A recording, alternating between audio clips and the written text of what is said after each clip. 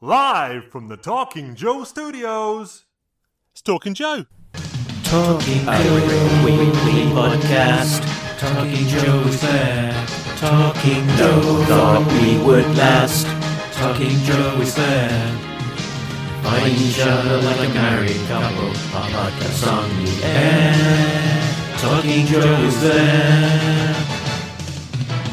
Talking Joe is the code name for a completely untrained special podcast force. Its purpose, to produce a regular comic review show while breaking and replacing a series of presenters from across the world. Talking Joe. Talking Joe is there. Talking Joe. We are on our soapbox. Nobody seems to care. Fighting for fandom wherever there's trouble. The podcast on the air. Talking Joe is there.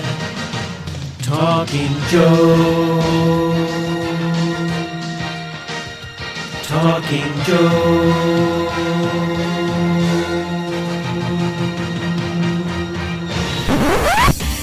Talking Joe is on the air.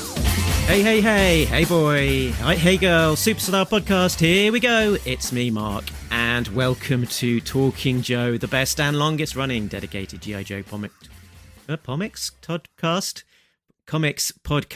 If you're new to the show, you can find the details over at the website talkingjoe.co.uk. Today we are continuing our look at the G.I. Joe Disavowed era, the Devil's Due run. Today we are specifically talking about G.I. Joe Frontlines issue 20.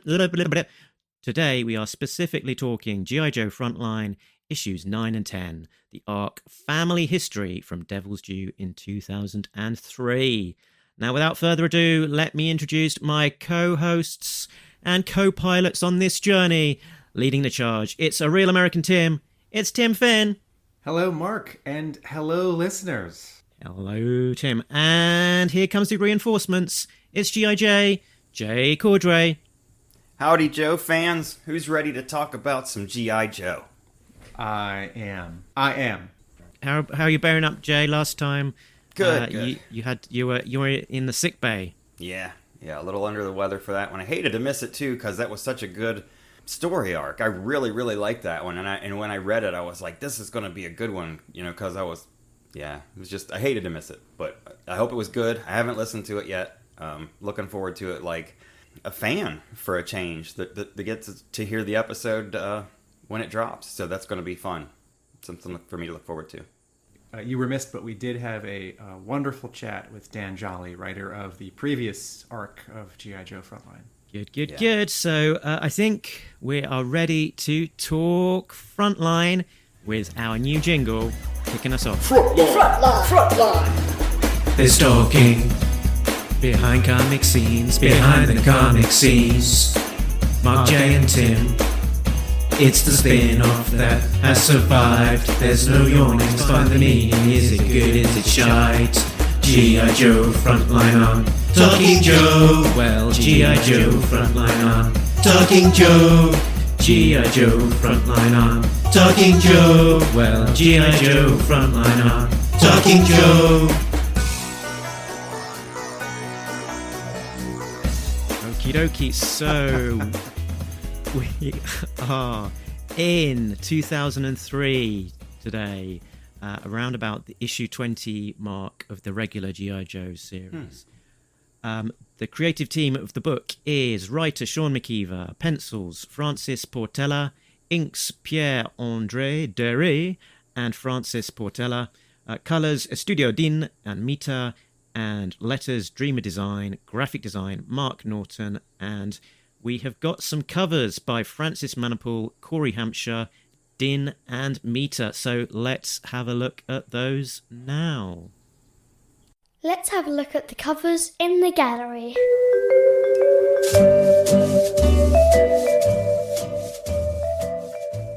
Jay, you start us off. Okay. I do like these covers, although at first glance, I thought maybe Zanya was getting ready to deliver a baby on this one. But I like them. I think that they look really nice. There's kind of something, again, with the coloring, and this is an issue that we have all the time with Devil's Due, but we'll get into that once we dig into the story more. The first cover I like, because you get to see some dreadnoks on it, and the ones that we didn't get to see with, what was it, issue 10 of the regular series, where we had Buzzer, Ripper, Torch. Monkey Wrench was on that one, I guess. But we do get Monkey Wrench, Noghide, Zanzibar, and those must be the equivalent of Dreadnought green shirts in the background. I don't know who those guys are. But yeah, the first cover is really cool. I like the second one too, where she's on top of the crate and she's kind of leaning down. I do like these covers. I like both of them. I really, other than the cover or the colors on that first one, I don't have any complaints about these. Surprise. There's something about the cover to issue 9 that doesn't work for me. At first blush, I like this cover because we have this spotlight character, and then we've got recognizable favorite characters around and behind her. And, she's doing something. She's, tightening a glove, like she's, just had a fight or about to have a fight. And then there's this big burst of yellow-orange behind her. But then I realized I don't quite know what's going on in the cover. So I look down at the bottom, and 1, there's a logo in the way. But 2, I see a head on the left, and I see another head on the right. And these two people, their eyes are closed, and they look like, sort of biker guys or tough guys. One's bald and has an eyebrow ring, and the other has a hat or a bandana. But they're sleeping, unconscious, dead, resting because they just got beaten up. And the actual... So there's a difference between drawing and illustration. The drawing in this cover is good. The illustration, which is to say a drawing that tells a story, is not so good because, yes, I understand from the logic of this cover, like, oh, she just beat these guys up. These other dreadnoks are examining it, impressed, right? There's the body language with Monkey Wrench looking from under his sunglasses, but there's so little of these two guys on the bottom that, like, everything about this cover needs to be moved up a little bit, or we need to pull back a little bit. I need to see more of these two guys, their poses, like a bruise or a bloody nose, or that one of them is, doubled over, clutching his stomach in pain. I just see part of a head and part of a head. And then compositionally, like, one of them lines up with her left leg and the other lines up with her right leg. And then again, with sort of the coloring on their heads, they disappear in conjunction with that logo that covers them up. Jay, I take your joke that it looks like, her pose, like she's tightening a glove, as if she's a doctor or a medical professional about to do some procedure. But I think what's actually slightly embedded in that joke is that this drawing is not as clear as it could be. So I like this cover, but when I start to think about it, I don't think it works. The cover to issue 10, it's a good drawing of Zanya, but once again, it's a good drawing and there's no story. Zanya is on a wooden crate in a warehouse. She's looking at something, I don't know what. She's intent, and she has a fist ready, and she's got brass knuckles on her right hand. And then there's a shadow on the front left side of this wooden crate. It's not hers. She's not casting that shadow. It's something or someone, and I'm guessing it's the shadow of a head, but I have no idea how high up she is, what she's looking at, if it's one person or two people, if it's weapons, if it's bad guys being terrible or good guys and she's a bad guy. And I think of that Mike Zeck cover, is it G.I. Joe 47, where Zartan is strangling Gung Ho, and there's a giant sign behind him, right? It's 48, I think. 48, thank you. Like, pit level 3 or whatever, like entrance. There is so much story in that cover for 4 sort of vignetted elements, like hand with gun, head, sign. Like, that camera isn't pulled back. I don't see, like, the whole entrance. I don't see their whole bodies. I don't see a lot of body language. I see, like, head, gun, sign. And yet that cover is filled with tension, is drawn really well, and the camera is incredibly close. So the covers to 9 and 10, they just sort of sit there. They don't the cover to a comic book should ask a question, the inside should answer the question, or more generally, the cover should tease the contents.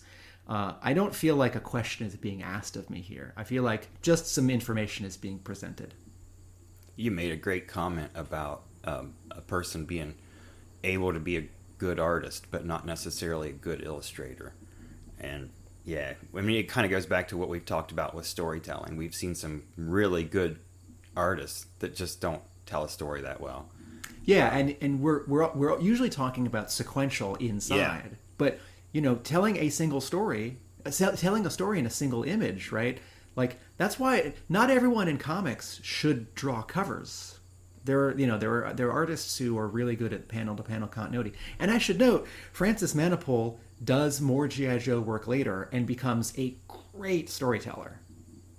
Writer and penciler and inker, like a big run on the Flash. He did the covers for Dreadnoks Declassified, I think. He did G.I. Joe Declassified, not Dreadnoks Declassified. Oh, it's the G.I. Joe one, okay. Unless there's a variant of Dreadnoks. No, I don't think so. Well, Manapul becomes for one of them. Manapul becomes great later on. Here, he's starting. Just to note that Francis Manapul did indeed do some of the variant covers for Dreadnoks Declassified. Aha, thank you. I thought there was at least one. Okay, so that is the covers, but it's not all covers. Things happen inside the issue, and Jay is going to tell us about those things in the plot breakdown. In Chicago, a young street-tough girl named Xania and a grifter named Kevin are running a hustle and backlot bare-knuckle fights. Kevin wants to con his way into joining the outlaw biker gang known as the Dreadnoks by winning bets placed on Xania in the fights and then telling the Dreadnoks he earned the money pulling robberies and various other illegal enterprises. Eventually, Kevin and Xania do get in with the Dreadnoks, but when Xania sees Zartan, she realizes he is her long-lost father and challenges him to a fight. Reluctantly, Zartan subdues the girl and walks away. Later, Zartan's sister Zorana confronts him about the girl's claim to be his daughter. Zartan tells Zorana he was in Chicago around that time, so it could be true. The Dreadnoks decide to test Xania by sending her and Kevin on a fake mission with Zorana. Kevin tells Xania that killing Zorana is her ticket to becoming heir to the Dreadnoks, and seemingly convinces her to take out Zorana. However, as Zartan hoped, Xania turns on Kevin, beats him to a motionless pulp, and tells him to leave and never come back. After that, Xania is mostly welcomed to the Dreadnoks, and everyone lives happily ever after, except Kevin. So that's the story, but where shall we go first? So before we get into the details of the story itself, I guess this story didn't come from just out of the ether. It was written by somebody, so that somebody was Sean McKeever. So in the letters page preceding this, they tease it as being Sean McKeever of Inhumans, Sentinel, and The Waiting Place fame. So in 2003 he's been doing indie comics for a couple of years now, and is sort of just breaking through into Marvel on some sort of relatively modest books, but showing promise, and does go on to do an awful lot of work for Marvel and then DC as well. Particularly significantly, I guess, Gravity, sort of introducing a brand new superhero into the Marvel universe and sort of making a little bit of a splash with that. No mean feat. And some work on the kind of manga-influenced Spider-Man Loves Mary Jane. So yeah, sort of, a lot of those sort of contemporaries coming from indie books, sort of making a bit of a splash and growing into a Marvel writer. I'm thinking like Brian Wood and Brian K. Vaughan and Michael Bendis and these kind of guys in that era, sort of coming up through the ranks. Although I don't think Sean McKeever kept quite the same trajectory, beyond those mid 2000s. So that's who this guy was. Some credibility there, but I don't know if he quite had the chops on this story itself in terms of keeping my interest. I was aware of Sean McKeever. I hadn't read Waiting Place, but I had heard of it, and because anyone who starts writing for Marvel, you see their previous credits. And in the Bill Jemas, Joe Quesada era at Marvel, these are the two people who led Marvel Comics out of bankruptcy in 99, 2000, 2001. Jemas was the president publisher, and Quesada was the editor-in-chief. As Mark says, they were hiring all these indie writers. So I didn't read Inhumans, which I think has been reprinted as Young Inhumans. It's not the sort of Inhumans, the main cast that we know in the Marvel Universe. I had read Sentinel, which is basically the Iron Giant in the Marvel Universe. And there was a push, that was a part of a push to do some new characters that were young. And I really liked Spider-Man Loves Mary Jane, which was published originally as Mary Jane, which came after this. That's a good book, and I'm glad Marvel's brought it back into print in their low-priced line aimed at younger readers. So in terms of art, this is the beginning of Francis Portella's comics career in America, and there's something a little familiar and recognizable about his style. And for me, if I can put it in context, so in the 90s, Joe Madureira is drawing comics at Marvel. He's drawing Uncanny X-Men. And DC hires Humberto Ramos to draw Impulse. Both these guys are heavily influenced by manga. And other artists who are either influenced by manga or influenced by these two artists are also getting work at Marvel and DC in the in the late 90s and early 2000s. And go for it. I was going to say that his art to me looked like, and I'm glad that you said Ramos, because that was one of them. I thought it looked like, what if Humberto Ramos and Mike Wieringo had a baby? Yeah. And it's that same kind of... There's parts in here where, as I'm reading it, I'm like, wow, that's a really good angle. That's, I'm all about the angles, and lighting, and his foundational stuff is really good. It's really good. But just the figures and stuff look a little too cartoony for my taste, especially for a story that's... And this is going to be a big theme through this episode with me, is these are outlaw bikers.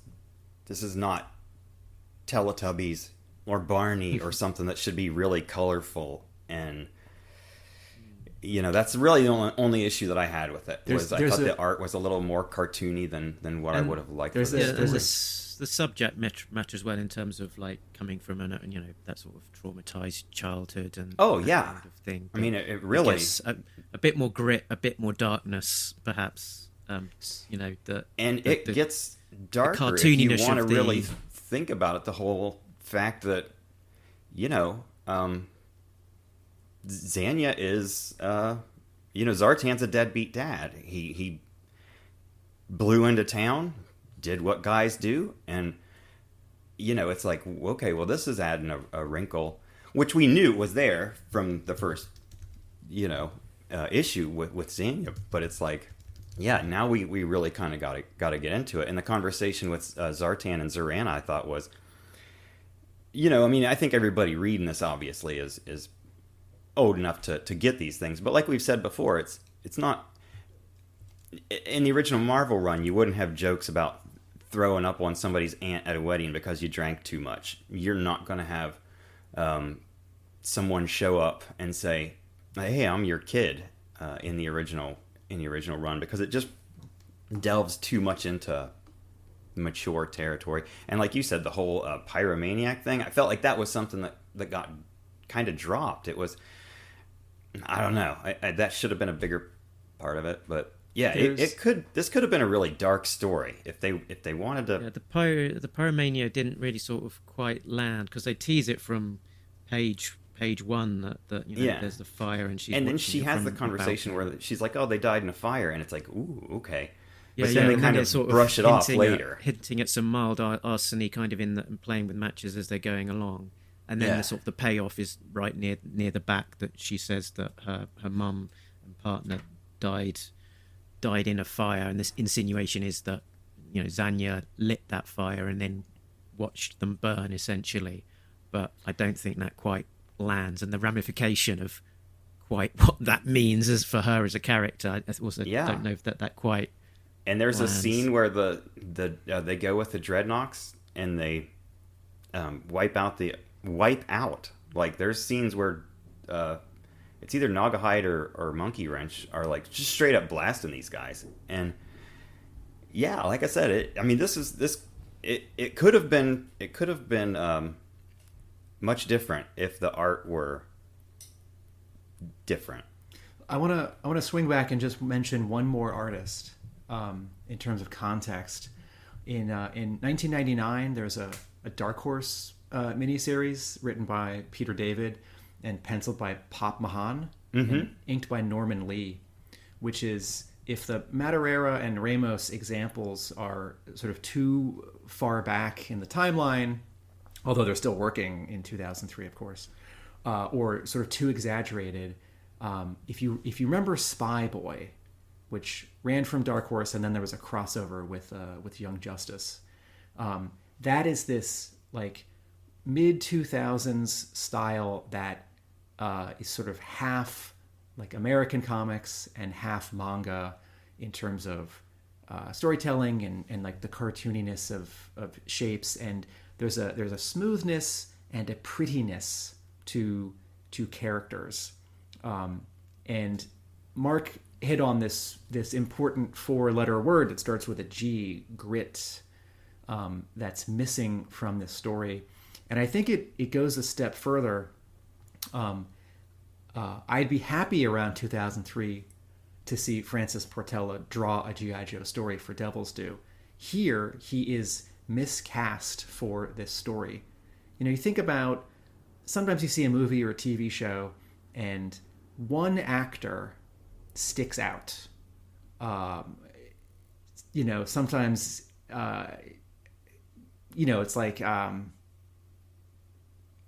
sometimes it's the lead, like Stallone or Schwarzenegger is sort of like the one person who you sort of can't believe is like this kind of action hero or problem solver, and sort of everyone else is sort of more grounded or realistic. Or sometimes it's like a celebrity cameo, or sometimes it's just someone like in the supporting role. Star Trek Discovery, perfect example.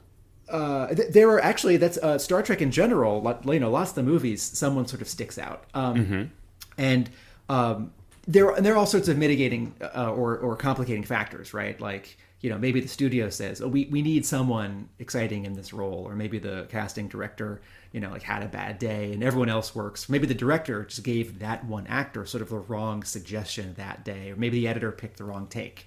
In terms of comics, I think people sometimes say, I don't like this person's art. I think we less often say, I don't think this person was the right artist for this project. And this is a completely random example, but my favorite go-to example of this for the last 10 years is when Matt Fraction, at the same time from Marvel, writes a really quirky FF run, like this Fantastic Four spin-off book, Back on Earth, and the main Fantastic Four book, which is out in space. And Mike Allred draws the really quirky FF monthly, which is great. And Mark Bagley draws the regular book, which is also quirky. And Mark Bagley is a great comics artist, drawn a lot of stuff for Marvel, one of those artists that you figure can sort of draw anything. But there are lots of comics that I actually would never put Mark Bagley on. I would never have him draw a Predator story. I would never have him draw... I wouldn't have had him draw that Fantastic Four story. So I'm looking at this G.I. Joe Frontline arc, and because the art is pretty, because there's no grit, it doesn't work.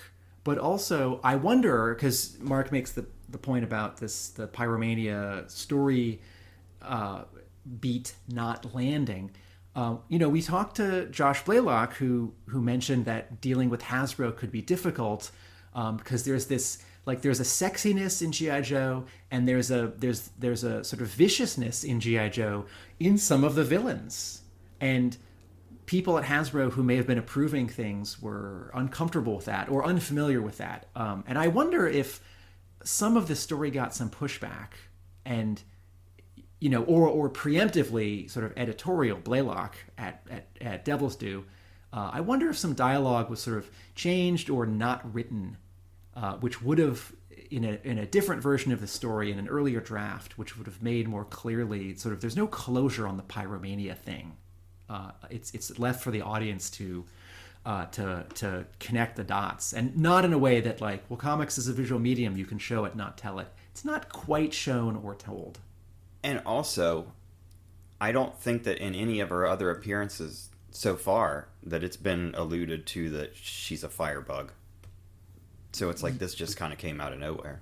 Yeah, and we should put a pin in this, the three of us, and as we look at additional Devil's Due issues, you know, does this ever come back? Is she holding a match? Is she like hanging out with Torch and not the other Dreadnoks? You know, is she like hanging out by the back of the Thunder Machine? Because he's like showing her his tank that he wears on his back and stuff. So, my overall my top line, my one sentence review of the story is, I like this story. I don't like it as a G.I. Joe story. It's a hard one for me to really, like when we get to the ratings, I still don't really have a good, idea what I'm going to give it, because, like I said, the artist I feel is a good artist, but like you said, I agree he's miscast for this. And the story, there were problems I had with the story, but I enjoyed it when I was reading it, and I liked Zanya a lot by the end, for some reason. So I did enjoy it, even though I really had a problem with just the impetus for the story. Here's a guy that somehow she's hooked up with, who's wearing a leather jacket and like a collared shirt. And I mean, he looks like Vinny Vega or something from, Pulp Fiction or Get Shorty. And seemingly all he wants to do is party with outlaw bikers. I'm like, they would eat him. I'm like, he has no idea what he's in for. And his idea is to con his way into this group that he just doesn't fit in with at all. And I don't know whether that's something that the artist drew him to look like that, or whether that was something that the writer put in. But the whole idea, that anyone is going to con themselves into a biker gang because bikers throw the best parties. So Jay is the worst story idea I've ever heard. So there is a party at the end of the story when that's true, when she's accepted, and certainly Kevin Schulte is outclassed. He's not gonna make it, right? He's not gonna make the team, or he's not gonna stay very, very long if he does make the team. But when I read the story, I didn't get quite as much of this thread of him wanting to party with them as he mentions it a couple of times in the first issue. Pretty soon, girl, you'll be looking at the newest member of the Big Enchiladas, the Florida Dreadnoks. Can you believe it? Me, Kevin Schulte, working with the originators, like pulling jobs with Zartan himself. It's like I can see my whole future laid out in front of me, taking big scores, truckloads of money, you at my side. Yeah, the crazy life. You'll see, Zanya. You'll see. Is it possible that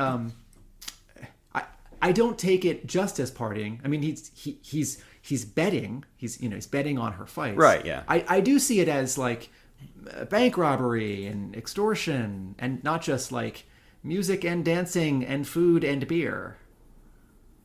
So I see partying as a more general, like, no, I'm going to be in this gang, and we're going to conduct criminal enterprise to make money and also be social with each other. Be social.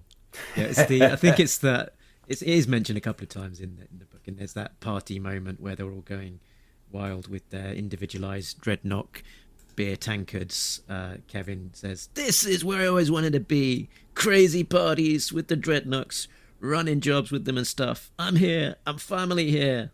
Yeah, so I think it's both. I think it's not just that he wants to engage in positive social interaction. Right, but his idea that he's going to bluff his way that in. he's using Xania to generate money, and then he's gonna go to them and say, look, I got all this money by pulling jobs, and so you should let me in on your crew. And it's like, you're dumb. The very first time you go on a job with these guys, you're gonna freak, and somebody's gonna put a bullet in you, either one of the Dreadnoks or whoever you're trying to pull a job on.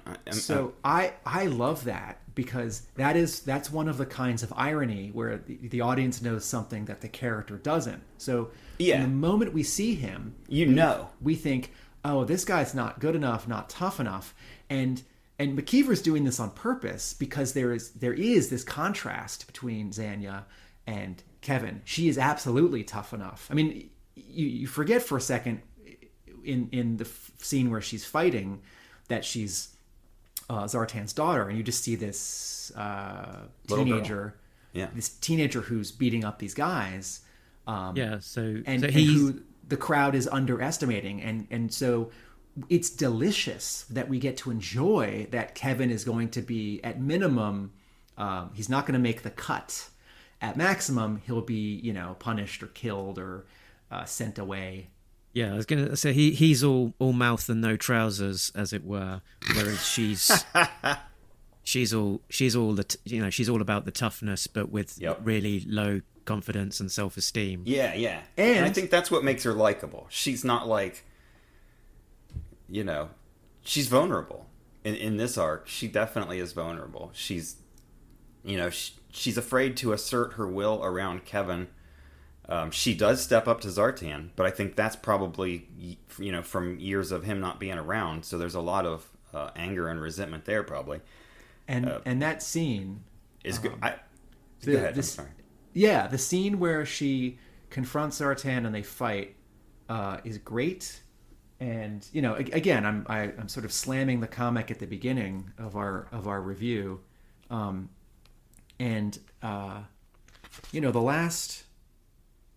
the last 2 pages are great storytelling, great drama, great visual storytelling, great character. The final page is wordless. It's just plus the final panel on the previous page. It's just Xania and Zartan seeing each other.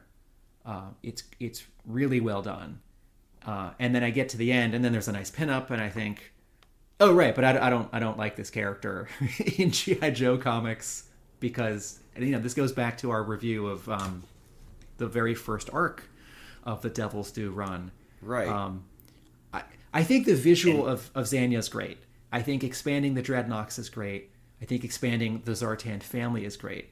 However, but how they, at the expense of what? Like we don't know enough about Xandar and Zarana. 2 things. One, just make Zarana more interesting if you're going to have a tough female Dreadnok. And 2, again, this thing about aging up the characters. It's like, well, in order for Zartan to have this, 15, 18, 25-year-old daughter, now he's 50. And then I'm just reminded of that first arc where he's in poor health, and like, oh, I don't like... Don't, where he looks like Marlon Brando from the Island of Dr. Moreau. Yeah, like don't, like I don't want to see, and Bazooka's gained weight in the first arc. Like these are my sort of, even if they're like 20 and 30 and 40, and then the general's like 55 or something. I don't want to be reminded of characters growing old. I want them to be, youthful and vigorous. And then this might be a lazy comparison. But in terms of my fighting between enjoying a 2-issue arc about a mistreated kid who asserts her agency and not caring about a G.I. Joe villain who I don't like as a mistreated kid, I think of Patton Oswalt's stand-up about the Star Wars prequels. Like oh, Darth Vader. Oh wow, I love Darth Vader. What a scary villain. Like, oh yeah, let me tell you about his origin. He's a scared little kid. What? Boba Fett. Oh, Boba Fett, most feared bounty hunter in the universe. Oh, he's so cool. Yeah, I want to tell you about his origin. Oh, really? Yeah, he's a scared little kid. What? So again, that's a joke and that's sort of a lazy comparison. But I was wondering when reading this arc, how would I feel if in the Devil's Due continuity, I read 2 issues about like Storm Shadow as a 6-year-old and a 14-year-old, or Scarlet, and I think I don't know how I'd feel. Would I like it? Would I feel like it's a waste? Is it too much? Would it depend on the writer? Would I unfairly be okay with it if somehow Larry Hama came back and wrote that arc? But I do think this is pretty far afield, and I appreciate that if they're going to go out on a limb and tell a story about a character that I don't care for, sort of before they're the character that we know, that it's a short story. It's only 2 issues. And as a top line, we said this before we hit the record button, what a fun change of pace for us it is to talk about just 2 issues and not 4 or 5. And you touched on it there as well. The sort of interesting thing about this 2-issue arc, which is different to most of the G.I. Joe issues that have come before this, is that it is pretty much a straight out and out origins story. So there's been origin type stories within the ARA books from Larry Hama, and most famously Snake Eyes, the origin. But those sort of stories have generally been, within the chronology of the existing storyline. The existing, story brings back memories and brings back them, thoughts, feelings, etc., which trigger a flashback or this doesn't have looking back into the sequence past. of any kind. This is very much standalone and is just a more out and out origin of this is the time that Zanya joined the Dreadnoks and met Zartan for the first time, and within that we've got some flashbacks back to her being slightly a younger Firebug, Zanya. So yeah, quite a different approach to a typical Joe story in terms of telling a fairly flat out and out break from the regular present chronology, and let's look back to the past and just tell an origin story. Did you guys think in this story that before Zanya and Kevin got in with the Dreadnoks, that Zanya knew that Zartan was the leader of the Dreadnoks? Because it's almost like she acts like she doesn't expect that. Like her mom had called her dad Zartan, so she knew that that's what his name was. But then they're all partying with the Dreadnoks, and then here comes in the scene, but it doesn't make sense because of something Kevin says earlier.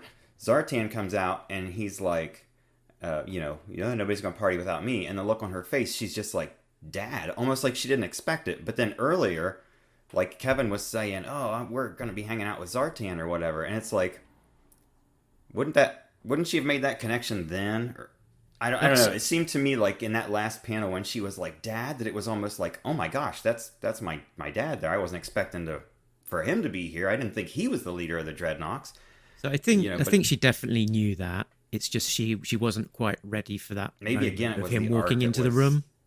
She maybe working. didn't know he was going to be there. Wasn't quite steeled to that because I guess he's a big bad bigwig. The Dreadnoks have got gangs all over the country now at this point. So she didn't know he was going to be there per se. And all of these years of anticipation, you can't really prepare yourself for that moment. It's always going to be a shock. Also, I think there's a mismatch here where McKeever ends chapter 1 on this one line of dialogue, Dad, and her expression that she's surprised. Right. And so it, in the language of comics, it has a certain kind of importance, and it reads like a revelation or a cliffhanger when it is neither. It is a dramatic beat that she's surprised and upset. I think it would actually have a better resonance if there were more pages after it before the end of the chapter or a cliffhanger, and it could sit on its own. If you cut to another scene right after it, or if the scene were to continue to play for a page or two, and she's sort of hanging back and looking and sort of, internally deciding what to do, or like Kevin's trying to talk to her and she's sort of not listening. I think the way that the scene with her saying "Dad" is supposed to read is, as Mark says, you're at an event or a party and you see someone you're not expecting to, and then you're not ready for. But I think as an issue, as the final panel and final page of a comic book, as the sort of cliffhanger of part one in a 2-part story, in that regard, it doesn't work. But as a dramatic moment by itself, without that added import, it does. I do want to point out something that we haven't quite said yet, which is to McKeever's credit, in that this story jumps back and forth in time. It starts with her at age 9, and then jumps ahead to her when she's 14, and then goes back and forth between those 2 times. And maybe where she's 14, or is it 15, slightly moves ahead in time as, she and Kevin are doing another job, or, initially seeing the Dreadnoks. So as a dramatic device, as a structural device, the story has some oomph because it jumps back and forth. So how old is she supposed to be when we first meet her in number 1? Do you guys know? There's one, I forget where it was. There was one reference to like X years later, or like X years ago, and I thought the number was 6. I thought the separation. Page 3 of the first part. After she's been sitting on the balcony, watching the fire, it flicks to 5 years later, and then she's in that right. Thank you. That's being bet on. And then we just don't really have any idea when this takes place in relation to the current G.I. Joes. What would at that time be current? Is that a problem, or are you just curious? Because we don't know how old any of the Joes and Cobra characters are. It kind of goes back to the themes. There were parts in there where I had to wonder what kind of relationship her and Kevin had, and that makes a big difference if she's only 14 years old. I think we can assume that they have a sexual relationship that is inappropriate, and where G.I. Joe gets sort of in a funny or necessary way sanitized, right? The Dreadnoks don't drink beer; they drink grape soda. We can, since we don't see anything and there's no indication, he's just using her as a fighter. He's just psychologically manipulating her. Yeah. Yeah, I said, this is a sticky one. This is a sticky one. I don't know that we've got a definitive kind of age that we can pin on her in this story. She could, it's, I guess, late teens-ish, some, but later as to what the exact age is, I don't think we're given it enough to give it away. But there must be, so this would be set a little bit before. I mean, sometime, that's kind of what sometime I after issue 155, but before issue 1 of the Devil's Due series, because sort of Zartan is in a bit more of his status quo, as he's outside of Cobra for the most part, and he's leading a gang of Dreadnoks, which has got these locations scattered across the US with a rep behind them, such that Kevin wants to join them. And when we first encounter Zanya, it's kind of in whatever issue it is, issue 3 or whatever. It's kind of hinted at that she's established within the family, that she's got a good position there. So it's probably a few years like after this. So it's maybe halfway point or something. Between 155 and issue 1 would be my guess. That kind of thing. I'd like to write the story where Duke, in his spook years, crosses paths with Zanya as she's in her Street Fighter years. No. So there's something else narratively which doesn't work for me. So Mark mentioned that the pyromania or the arsonist tendency gets set up and not quite followed through. And narratively, something that doesn't get followed through for me is how Kevin exits the story. And I feel like all that's missing is one word balloon of dialogue or one panel. So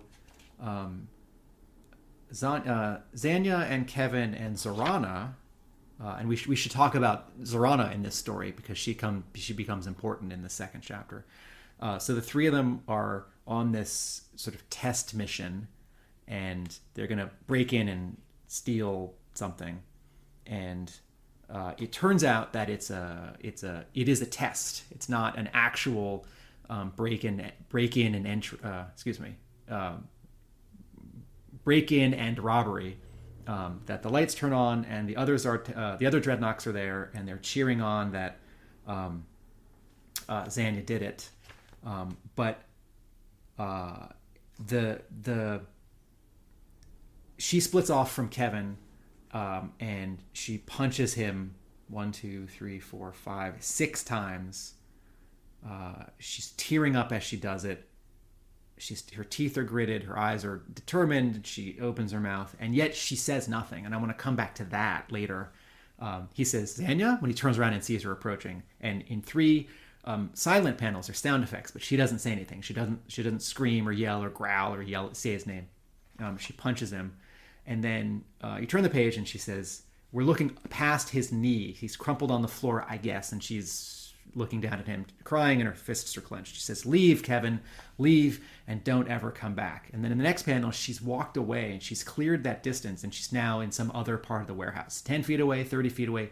We don't ever see Kevin again. And I think the implication from Jay talking about, what the Dreadnoks would actually do is that,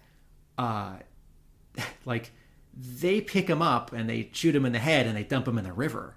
Or they pick him up and he's unconscious and they dump him somewhere and he is like terrified and he's never going to try and contact the Dreadnoks or Zanya again. Or they all just leave that warehouse and he wakes up, and I guess is it a Cobra warehouse because there are Cobra mores under those curtains, right? She says, something's not right. I think these are just... Oh, sorry. Excuse me. They're not mores. I thought they were from the shape. He says, something's not right. I think these are just regular luxury boats. So, sorry. It's some warehouse that the Dreadnoks either already have control of or they've broken into so that they can be there at the finish line. But, maybe the Dreadnoks just leave him there and like the police happen to come by the next day and they arrest him. We don't it's not like we need to see his face to see how beaten and bruised he is, and it's not like he necessarily needs to, and it's not like he needs to say something like NNNG Zanya, like Zanya, no. But the way that he disappears from the narrative so completely, like I needed one more thing to get closure on him, that he either does get away, decidedly doesn't get away, and, that could be him, like, limping. That could be, like, one Dreadnok saying one thing, like, oi, we'll dump him outside. It's like, I just needed one more thing, even if it's not 100% clear whether he's arrested, unconscious, scared, dead. I needed one more thing. And in that regard, there's a narrative note at the end of the story doesn't work for me, which fortunately then gets sort of pushed aside because, as I said previously, the final page with Zanya and Zartan having a look is so good. Okay. I think I've got one last point, which is a nitpick. And that was that there was a moment that when I read it, it just annoyed me. And this was when Zanya's mother and her boyfriend were having a fight, and he shouts at her, always comparing me to the great Zartan. And then later, Zanya comes in and says, who's Zartan? Which just undermines the previous point, because they're in a cramped, a cramped apartment. Clearly, this Oh, yeah. mum and her boyfriend are arguing a lot. And if she's always comparing him to the great Zartan, you'd think that Zanya would have picked up the name and asked about it before. So anyway, that's my nitpick. Mark double-checked that one twice to make sure that's what he said. I have 2 error detected. Oh, crikey. In page issue 10, chapter 2. At the bottom of page 1, from off panel, the bad boyfriend is yelling, "I warned you, now shut your hole or I'll give you another one." And then on the next page, Another on the hole. next page, Crikey. on the next page, the mom comes in and she has a black eye. And black eyes aren't instantaneous. Black eyes are bruises. Bruises, take 20 minutes or an hour or a day to show up. And I think because of, TV and movies and like makeup, it's like if you're drawing comics, it's like, well, what's the shorthand for someone having been in a fight? Like, oh, a black eye. It's like, no, that didn't happen 3 minutes ago. It's not how black eyes work. And then on page 16 of this second chapter, issue 10, when Jacksonville, it's a nighttime scene. It's the beginning of this test mission for Zanya and Kevin, as led by Zorana. They're going to break into this warehouse that has not just guards but armed guards. 1, 2, 3, 4. The fourth panel on this page, they're having this back and forth. Zanya says, "We can handle it. Just make sure you don't bust a hip on your way down there, Granny." And Zorana says, "Maybe when I'm done with the gods, I'll give you a taste." And Zanya says, "Looking forward to it." And Kevin says, "Can you believe our luck?" They're all whispering. "Can you believe our luck?" And she says, Zanya says, "Yeah, some luck being babysat by that hag." And then the word balloon points back to Zanya, but clearly this is Kevin speaking, because he says, Yeah. "No, I'm serious. The 3 of us out here alone, we could just take her out. Say it was an accident. Just like that, she's out of the picture." So that is a lettering mistake, and editorial didn't catch it. And yeah, if the listener didn't reinterpret it themselves, which is what I did as I was reading, it would shift the whole dynamic of that sort of denouement for the story of it's Kevin is trying to betray the Dreadnoks and trying to pressurize Zanya into joining him, whereas if you're to believe that dialogue trail, then it was almost the other way around. Mark J., what do you think about Zorana as a character and as a narrative device in these 2 issues? Because she's so much of a counterpoint to Zanya. I like her because the tension with her and Zanya is something that we've seen from the very beginning. From the very first issue, I think, that they were together, which was probably 10 or 11. There's always been tension between these 2. And like Zanya's line about, try it or whatever it was, which one we read the dialogue just a minute ago. I thought that was a great exchange. It was like, here's this little girl she has a lot of different sides to her, which makes her more relatable by the end of the issue. She's vulnerable when she's with Kevin, but when she's presented with a female authority figure that probably kind of puts her in mind of her mom, which she maybe doesn't realize, she's real antagonistic. And she's not afraid to get up in Zanya's face at all. And she's not afraid to take on these huge guys in parking lots.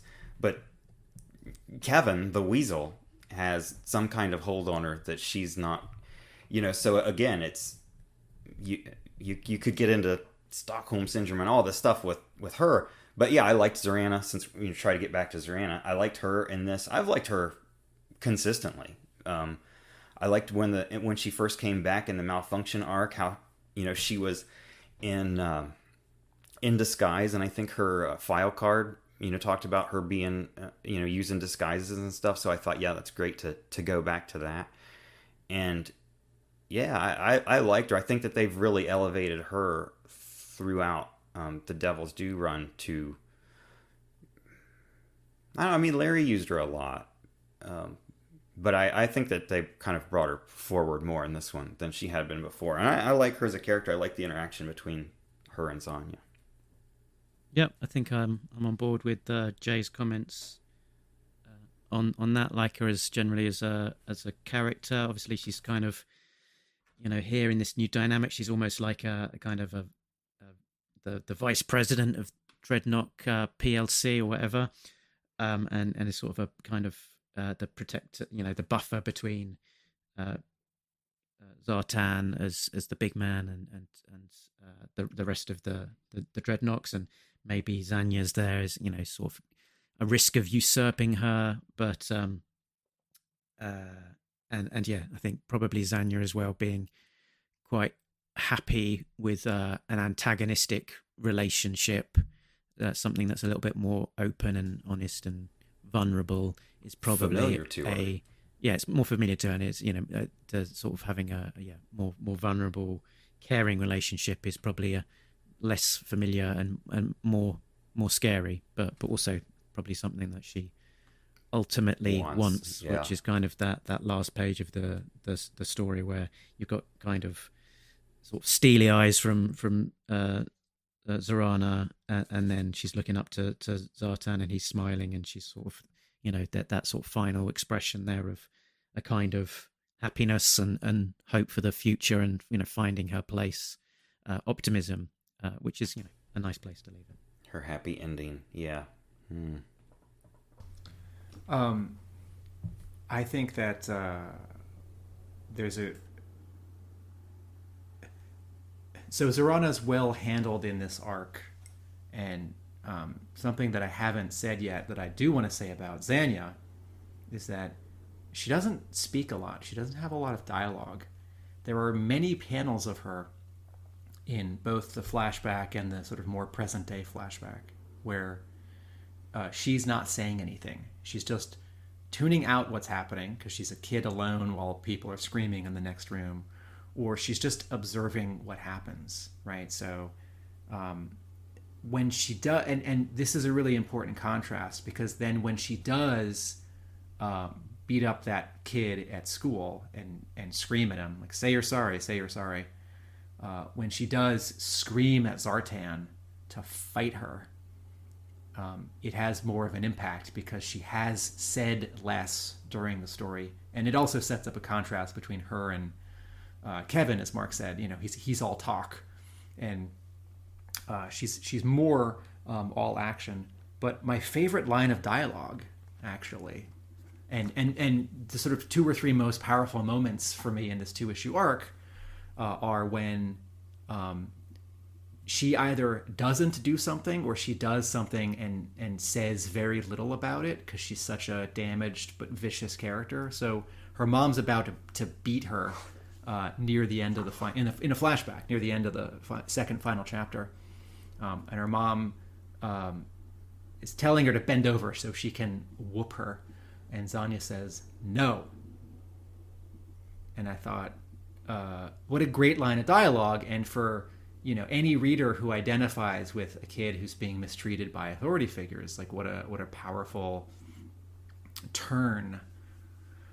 So I think the fact that McKeever has her saying so little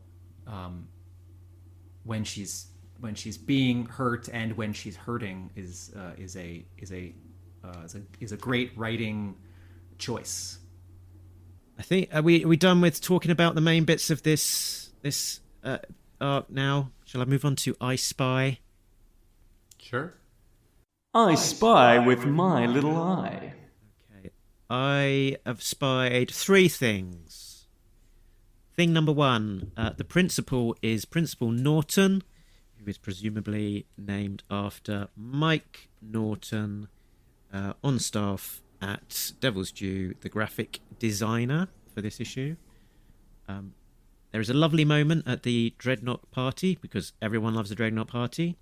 Norgahide has his beer tankard with a fur edge to it, sort of matching the rest of his look. I think that might be is that a tiki mug with a fur edge? Sorry, no, that's a regular fancy beer stein. Never mind. Yeah, so it's a fancy beer stein with fur edging to it, and a G for Norguide, I guess. Classy. Keep it We classy. had, Dreadnoughts. and my third thing was a young Zanya when she was playing with her Matchbox. It was branded Matchbox 20, which is, of course, a rock band. I have a question for I Spy. On the first page of Chapter 2, Issue 10, she's watching cartoons on TV. And so Francis Portela has drawn a sort of a cartoon mouse with a mallet hitting a cartoon cat, like in front of a brick wall. This is just made up, right? This isn't anything real like Ren and Stimpy, and it's not supposed to remind us of anything I think so. real? I think possibly there might be some Easter eggs in the background elsewhere, where there's like posters and she's reading a comic and stuff like that. But yeah, I guessed that this is just kind of just showing a trope, an analog for Tom and Jerry. Or and then another question for I Spy: Are we seeing burnout, the Dreadnought burnout, in some of these scenes? I think we might be. Probably. We've seen him before. Does Burnout have facial hair? Yeah, he does, doesn't he? Hold on. But yeah, I guess he's younger in this story. No prize it. There you go. Yeah, okay. And, people shave. Although I think I've said this before, there are certain rules for facial hair in G.I. Joe. If you have a beard, you can't completely lose a beard. You can go to a goatee. If you don't have a beard, I'm not sure you should grow one, because if I see some blonde Joe with a blonde mustache, I'm not going to think, oh, Duke grew a beard. I'm going to think that's rock and roll. But if rock and roll shaves it all off, he becomes Duke. Right, and like Duke gets brown hair for Tiger Force, and I'll never understand Lowlight getting black hair for his later figure. So particularly with the Dreadnoks, it's like the only change is Mainframe can go in a later continuity from clean shaven to a goatee, though I don't like it. And you can go from a beard to a goatee, or a goatee to a beard. You go from a mustache to a goatee, or a goatee to a mustache. But I don't think Dreadnought Burnout can grow a beard as he gets, a goatee as he gets older. This also may not be Burnout, but if it is, I have an I Spy in that same panel where Naugahyde is holding his beer stein with the fuzzy base. The Dreadnoks have mugs or beer steins with the Dreadnought logo on them. Mm-hmm. So I wonder, I don't know anything about, like Hell's Angels or biker gangs. I assume nowadays the way that like everyone can, get like t-shirts and merchandise and hats with their logo made, that's really easy to do now. 20, 30 years ago, it was more complicated. And I don't know if a group like the Hell's Angels did that in the 70s, 80s, 90s, but either they're making their own equipment, or they're like ordering it from some company. It's like someone in the Dreadnoks, if they're not like making their own branded mugs and beer steins, is ordering from some company. It's like 500 mugs or beer steins with the Dreadnought logo on it. But and they're all about the branding, the Dreadnoks. That's true. There's a figure waiting to happen. Dreadnought Printer.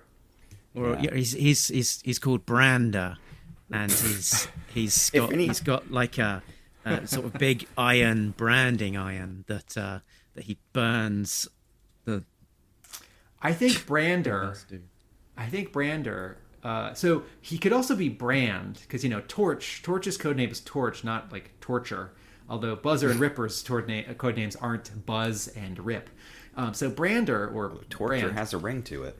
I think Brander would have a giant Dreadnought logo tattoo on his chest. So I think he's gonna have a vest or an open shirt in terms of character design. Maybe like into the sides of his hair, he's got shaved maybe he's branded his own chest with the Dreadnought logo. That's hardcore. Yeah. Okay, right. We so, know hardcore on Talking Joe. Yeah, exactly. Yeah, we're all about the hardcore. Let's pop open some cans of grape soda on this arc and give it a grape soda scoring out of 10. I'll go first. I'm just biting my tongue. Like I said, I have a hard time with this story. You know, there was, I enjoyed it, but it was like we're dealing with some really dark stuff, and it's just is it out of place? Would it not feel as disjointed if the art were different? I think probably. Even though I do think the artist is good, I don't know. There's a lot that I'm thinking 6 probably. I really can't go any higher than that, but I don't want to go low because I did enjoy it, and it was nice to see. It was strange because, like Tim said, he didn't like the character. I really didn't care one way or another. She hadn't been in enough scenes to make a difference. But by the end of this, I did like her, and that was kind of a problem because it was like, oh well, like I said, in the plot breakdown, that was kind of a joke. You know, everyone lived happily ever after, because it's like, look, the little abused girl got taken in by the outlaw biker gang. We're going to have a happy ending. I don't see a happy ending ever for these characters. So, you know, but you're like at the end, it's like, oh, like they're gummy bears or something. It's like, what is the artist or what is the writer trying to make me feel at the end of this? I don't feel like that. I don't feel like I should root for these characters necessarily. Yeah, I don't know. It's just kind of all over the place. It plays with you too much to be real successful. As I said before, good 2-issue story. As G.I. Joe, not good for me. So it's hard to give this a number. I wouldn't mind rereading this. Just think of Jay's metric. I wouldn't mind rereading this sort of as comics, but I'd rather these 2 issues have been spent doing something else for G.I. Joe. So, but McKeever does some great writing, and Portela is off to a good start, a great start in drawing and storytelling, even if he's not the right artist for this story. Years later, he drew a run on Black Panther, which I was reading at the time, which I liked. So I'll say 5. 5 chocolate donuts and 5 grape sodas.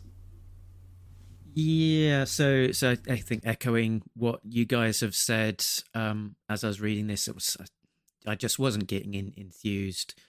Didn't dislike it, didn't think it was bad per se, but just found it difficult to get excited about. I think we touched on the fact that a couple of storytelling maybe just isn't quite the G.I. Joe story that we want to see, and the artist maybe wasn't the right one for this particular story. With a different artist, perhaps I might give it a couple of more points.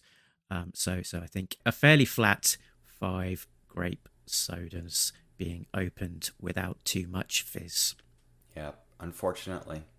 People will talk about what kind of G.I. Joe they want, and some people want more of a real world military kind of handling, and that's kind of the what I would really like to see is something a little more grounded in reality and more gritty, not necessarily but just more realistic. And this is a story that would fit in that, but doesn't necessarily fit in this continuity, where we've got little bits of the comic book, we've got little bits of the cartoon. Yeah, but there's a lot of, we could make a list of adult themes in this 2-issue arc that would put an episode of Law and Order to shame. Okay. Next up, I think we have got InnuenJoe.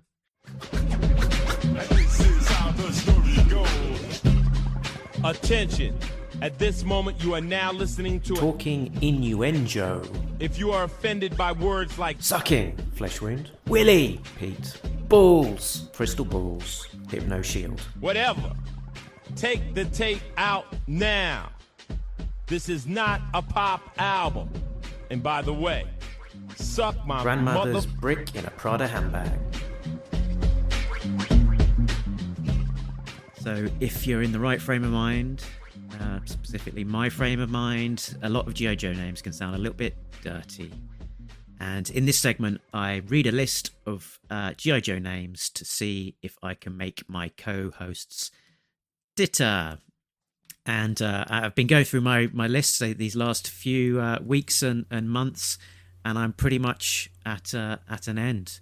So I think this segment will probably be retired for a little while, but I have got something in mind to bring the GI jokes to the show. So if you steel yourself, get ready for the last InnuenJoe, which is a list of one. So I'm betting big here on this one list. Okay, on this one name. One usually does it, let's be honest. So here we go. Cutter's whale.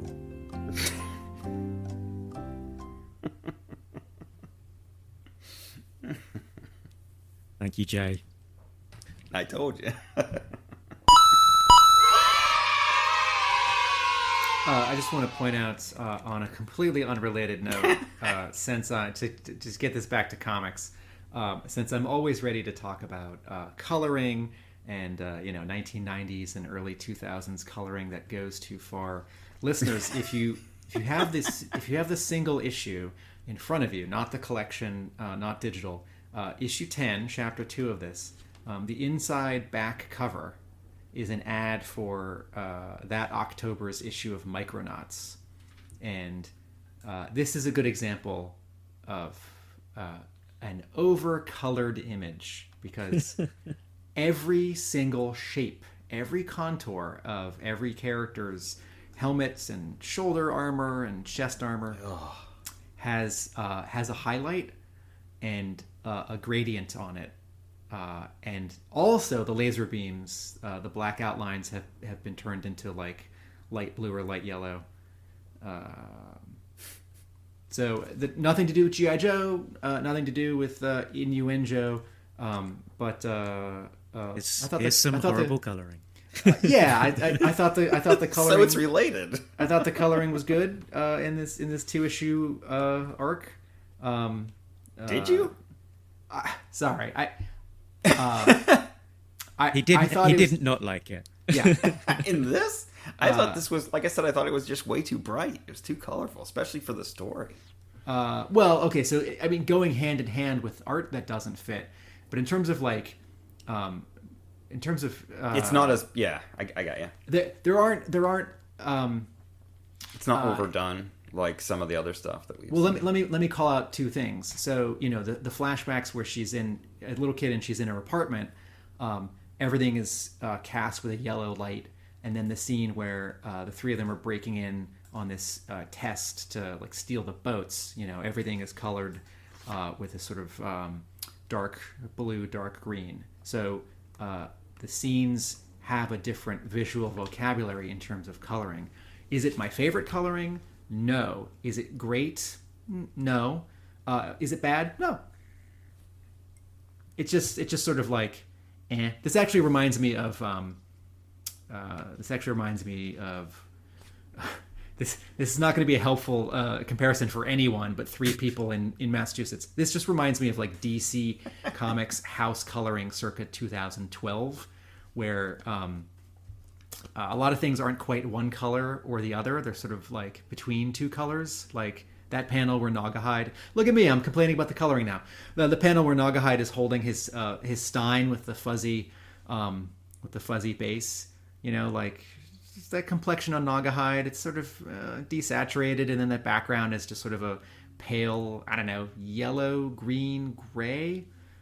So the coloring gets the job done, and there's nothing egregious, and a lot of it is fine. Geez, that turned out negatively. Yeah.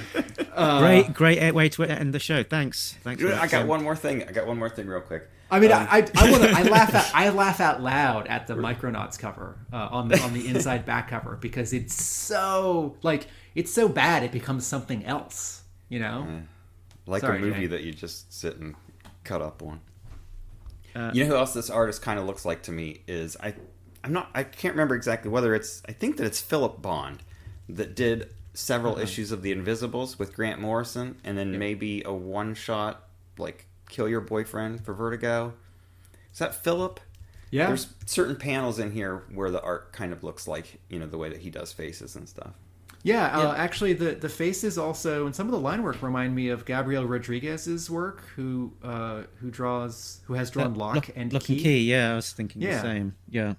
But this predates that, right? Yeah, by a long shot. Oh yeah, for sure. The other thing that it was reminding me of a little bit was Queen and Country by Greg Rucka, and it was, I don't know if it was, I can't remember if it was like the first arc or the second arc, but there was an artist that was quite cartoony and to me didn't really fit the tone of the book, and kind of killed that book for me because I couldn't really get past the style of the art despite the strength of the storytelling. Are you thinking of Steve Ralston? It is probably the Steve Ralston arc, which was the first volume. But yeah, it's been a few years since. So you know, there's a softness and a slickness to how Francis Portela draws these two issues, both the pages that he inks and the pages inked by someone else. And the right G.I. Joe story, you know, from Devil's Due at that time, a different Devil's Due G.I. Joe story could be a real home run for this artist. But, you know... a flashback with Roadblock in his cooking show. Yeah. I mean, again, something like that, you know? Mark said the word... Something lighthearted. Mark said the word grit at the beginning, and you know, think of listeners, Mark J. Think of artists who have a scratchy style, a messy style, a busy style, who use a lot of black ink, who use a lot of shadows. Leonardo Manco, one of my favorites. There are many artists who, you know, if they were available and wanted to take this job.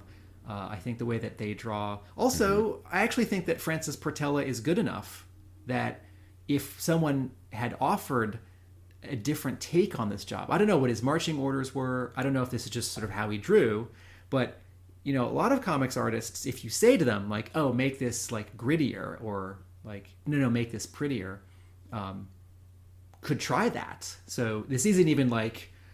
Necessarily that Francis Portela was incapable of doing this a different way in 2003. And just, I don't know if it was intentional from you, Jay, or not, but you've got issue 18 to look forward to, which is Roadblock on his cooking show. No, I had no idea. That's awesome. Drawn by Mike Norton, right? Written by Tim Seeley with art by Mike Norton.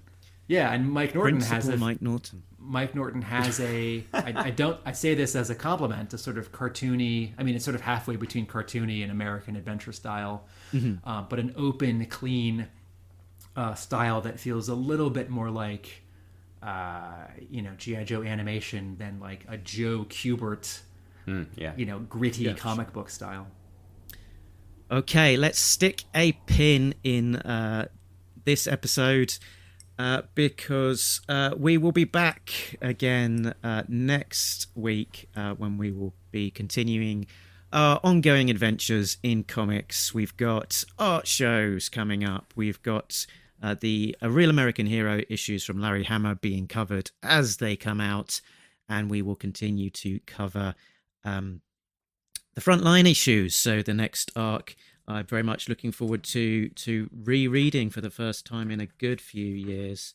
It's Brandon Jerwa's first arc for G.I. Joe ever, in fact, and his introduction on Frontline issue 11, History Repeating, an arc of 4 issues. So yeah, that's that. Where can people find you, Jay? Break Room Sketches on Facebook. And Tim, what are the numerous places that people can find out more about you and your different yin and yang aspects to your life? You're muted. All right, Tim, thanks for playing along. Or you're just disgusted by that introduction. In person at Hub Comics in Somerville, Massachusetts, right outside Boston, hubcomics.com. And my blog is arealamericanbook.com. Very good. You can find all about the show on the usual places. talkingjoe.co.uk is the website that has a list and links to all of those places. We're on Facebook, so if you're not a member of the Facebook group yet, join in the fun over there. We're on Twitter, Instagram, and also on YouTube as well. So if you only listen to the audio-only version of this show, be sure to check out the YouTube version, which has got lots of images from the books and so on. We're also on Patreon, patreon.com, Talking Joe, and a big thanks, as always, to our backers, Richard, Sam, Jay, Bill, Christopher, and Justin, who are getting early access to episodes, as well as some exclusive content. And that's us done. But remember... Ironically, Tim forgets. Nobody beats Talking Joe! A real American podcast! With a guy from England too. Latest tomatoes. I liked Wankers better. It was better when you said wankers. I thought the story arc was too gritty for you, Jay. Too many adult themes, wankers. I'm in that mode now. What can I do? Oh dear.